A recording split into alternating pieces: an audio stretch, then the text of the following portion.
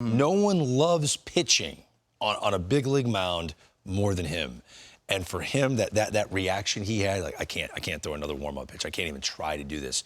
If he's done for the remainder of the year, he wanted to go there and be the savior to the Rangers and just carry that team to the playoffs.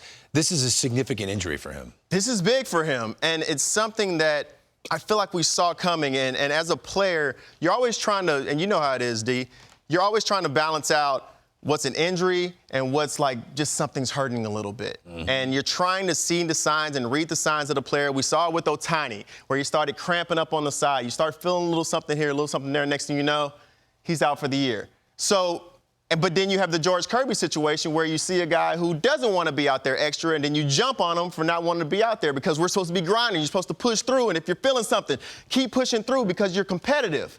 And now we're in a situation to where the Rangers are scuffling a little bit. Max Scherzer comes over to be that guy, and he feels the pressure to be that guy, and I feel that pressure probably forced him to pitch through something that he was already feeling. I remember watching the start against Houston when he got beat up a little bit, and there was an interview that he did after that Houston game that if we can jump to that sound, there was some writing on the wall about what was going on with him. I was okay. I was good enough to get through the ball, but I'm dealing with something. It's just an ailment. Couldn't get all the way through the ball. Couldn't explode through the ball. I could go out there and compete, and I went out there against Minnesota last time, kind of with a similar issue, and was able to compete and locate. That's a great team over there. Tip my hat to them for how hot they're swinging the bat. And how good they are offensively.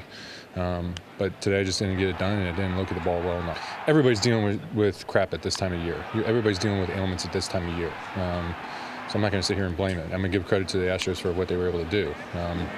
But obviously, I needed to throw an A game tonight.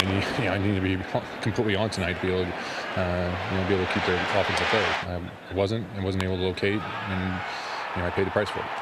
So I'm not a mind reader, but just being a player and seeing his entire demeanor right there, he was feeling something already. I would argue that he already knew something wasn't right. He's overcompensating. He's not feeling comfortable, but he's trying to be that guy. He feels the pressure that I need to be this guy, and it could end up costing him his entire season. I tell you what has been impressive to me, like the Rangers, this was the biggest week for me going into Toronto. This was a Blue Jays team that right now, they could have lowered the boom on the Rangers. And right now, the Rangers have won 3 of the first 4. And they're going to face a guy in Gausman tomorrow. There's something about this Rangers team that I think the adversity. Now, they're going to miss Max Scherzer, and hopefully Eovaldi will come back and he'll start throwing the ball well. This is a tough group of guys, and they're down. They're not down, but they're down, but they're not out. Okay, but can we eliminate the Texas Rangers from the conversation of winning the World Series? No, you can listen. Crazier things have losing happened. Max Scherzer? Yeah, crazier things that have happened. If Jordan Montgomery and Jonathan Gray and Eovaldi throw the ball well, listen.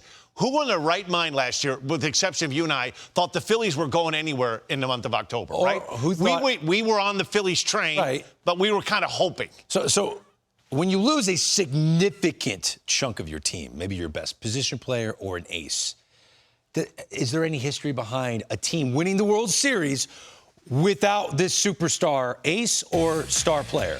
I want to go back to 2005. Frank Thomas was still good in 2005. His season ended with a foot injury. July 20th, they won the World Series in 2005. In 2011, the year before that, Adam Wainwright finished second in the NL Cy Young race. He was becoming the ace, not Chris Carpenter. He missed the entire season with Tommy John. They won the World Series anyway in 2011. Greg Holland, all-star closer for the Kansas City Royals. The season ended in mid-September with Tommy John, and the Royals still won the World Series that year. And, of course, we all remember what happened in 2021. Ronald Acuna Jr. was their best position player. Lost for the year. On July 10th, no one thought the Raiders were going to overcome that, and they won the World Series.